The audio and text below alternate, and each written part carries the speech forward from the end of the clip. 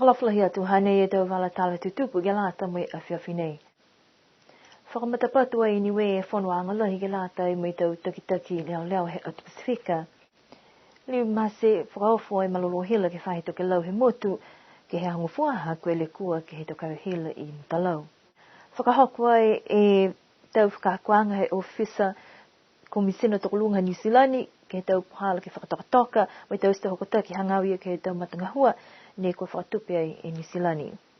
Whamoli mai mawhala e mwhenonga he tau whanau aonga tokolunga ni ko liliu mai he motu ko New Zealand ke lata me tau whakakuanga mai whakamailonga ke he tau whahi o whenonga ewa. Ko lioli mai whiawhia ia la kepa male loa ko tua e ua furu tau he aho whakatata he maanga. Kua matalohi ai e motu mai whahinga ho leo ha kua whakamtapatu ai e taha whanuanga lohi he tau taki leo ke atu Pasifika ne whakahoko ai kini we he whahitapu nei. Ko he whanuanga nei whakahoko langa tahe tau mai koe whanuanga ke whangfuru ma whaakia nei. Ne hoko mai e tau whenonga ke he aho ua ka mata mai hawhanga e whanuanga ke he aho niawhi. He hawhangianga ko mai ke he tau whanau aonga he tau whanau kiki ke hawhanga e mtalau kofi lele mahalo tūrua a tau lalolongo ke whatata whalu tau anga whakamotu niwe.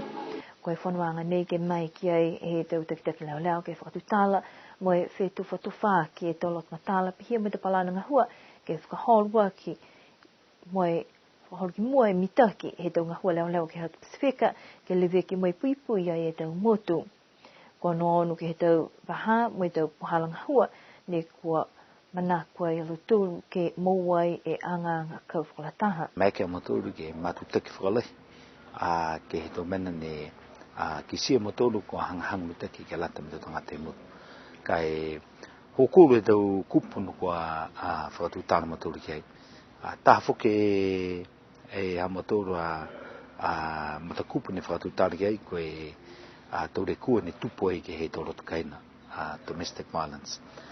Si lahi whatutalanga maturu ke maahu niafi ke he matakupuni ko e tunga nei pese ni he kisi au e tosi e tau hokotoki ni whamomo e atoturu tanga ngate mutu kai haia e le kua nei ni vai tupu ke he mutu ni atoturu si koe tau whakakoanga ia ni ke maike a maturu ke watu me whailoa ke he atoturu tau tangata pia whuki ni me whaure tau mutu lalahi nei.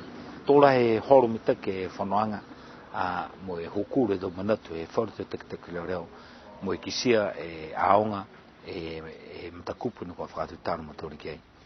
Se koe whanoanga nei kua whakawei ai ke he matakupu koe taking ownership mo e driving change. Si tunga nei hai ai e matoru e tau taki leo ke taki e mutu nei.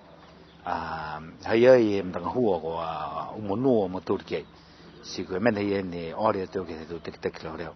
Ko lautoru ke taki a lautoru to whainga hua. Ko lautoru ke taki tau mtangahua ia ke horo mitaki e tau whakahoanga ke lata e me tau mutu. He tau ka mole ni whakahoku ai e whanuanga ke motu ko New Zealand moe kua lahi he tau ngahua ne kua whakatoka ke mai ki ai a niwe ke mau tau siose ke whakamutapatu ai he tau nei. Koe ue tau ai ha maturu e mau amandake maturu ke tau se e whakahoanga nei. Si naka ini ko maturu ni tau siose kai pia whuki ni ke mtakau ni taki mai ke whahi Pacific Islands Chiefs of Police ko lautoru ia ne mai he Secretariat. So lautoru whuki ne mau tau siose ke lata e me tau whakahoanga nei. Right, lahi maha ke ngahua he amaturu mau amanaki ke tau se e mtakahua nei. Si tunga nei he ono mai kua siose te whanuanga tōra he whiawhia a lautoru o hoko mai moe maroro whuki e kisia e hako kaungahua kua kaualoa mai ke latai moe whanuanga nei. Koe whanuanga nei ne kua mai ki ai ke ono atu ai ke he tau palananga hua moe tau puhala ke whakaholo ki mua e tau ngahua he tau leo ke atu Pasifika ke whelang mataia ke mga hua kau whalataha. Koe whakatokaanga ke mga ahu nei koe taki whono ke lata i moe PICP koe e taki leo ko Tony Edwards ke tahe tau kua whakausia i tue e hukui mai ni silani. Koe amanakianga ke whakausia e whanuanga nei, ke he aho apumpungi, mo e tuku whenonga i alo tōru ni ko hoko mai, ke he whakalele, ke he mga aho a whiawhi. Kua mase whakaofua e malolo hila ke he whahi toke lau he motu, he mga aho palila ahung fua, atu hoku atu ai ke he mga aho pauri. Ko whai mga aho e kumi ai e tautangata ngahua e whahi ngahua malolo hila ki kisia, ko whee tonu e le kua, ni moa i koe taha kawe hila ni toka atu ai ki mtalau, ke he wahaloto he taha kaina i manunu, koe whale whawhau sino he mtakau pini, me taha kawe hila foki, hoku atu ai ke he mtakau i kanukanu mea, tata atu ai ke kaina ha lavasa makaola. Pehe ai e takitaki e whainga hua hila ko Speedo he tutu, koe le kua tuainia nei ha koe tau kawe hila, kua molea e whaanga fure tau he tuku ai ke he kele mo e to hoko maini e mga hoke whaimen pehe nei ka tupu. Ka koe mitaki he talahau me ia ha kua mai ke ai ke whakangahua ai e taha kawe hila fō, ne kua tupu ai ke te mga kuku e ko mole atu, mo e mawhise e tause e ngahua hamalu tōru, ke moa mahino e mdakawi ne kua hai e le kua ki ai. Pehe mai fōki Speedo he tutu, koe le kua nei mai ki ai ke hoko ai ke he mdakawi noani, ke whala ta mga aho, mo e kua lata i ke mai longa ta tangata. Manaka whuka ia ke whakaui atu ki alu tōru e ta tangata, ha koe alu tōru a whakahautoka ke whai mga aho i hana ta tangata ngahua, ke whai tausianga ke he le kua nei. Koe tau whakapanga ne koe whakatakatoka he ofisa komisina tō luanga ha New Zealand ke he whaitapu nei, ne whakahoko ai ke he whale taliwhenonga Sinek Matawai. Ke lata i molo tōru e tau urunga hua, moe tau takitaki lalahi ke tau matanga hua ne whakatopi ai i New Zealand. Koe taha nei te pohala ne kua manako ai ke whakawhala mai whakamaama whamitaki e tau whakahoruanga hua, moe tau pohala ko taki ne kua lata ke whakaonga ke kisia mahino e tau tupi ne kua whakamau ke lata me tonga hua, moe kua whakangahua whewhe, pia moe tau mana ni kua amanaki ke moa mai. Talahau ai e hangai komisina tokalunga New Zealand, koe taha puhala nei ke whakatakatok whakamita ke halau tōru tapalana ngahua, moe whakisei fuki e tau puhala ke whangahua ke tau tupi lamatai, puhala mai he NZ8.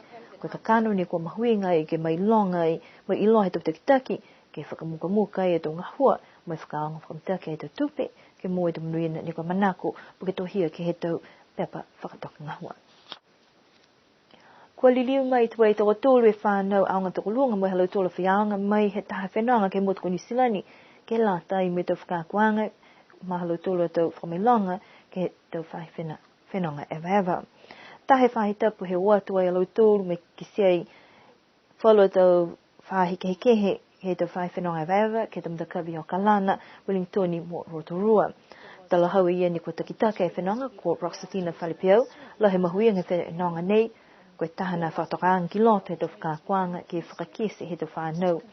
Koe tau whakakuanga nei ne ka mata he Niue Chamber of Commerce moe omoianga mai he whakatufono, moe whahinga whakako ke he tau kamole, la he malolo he mtakau ke ositupe, mai whenonga nei, moe kisia manako ke whakamori ai, moe hokusia i whenonga.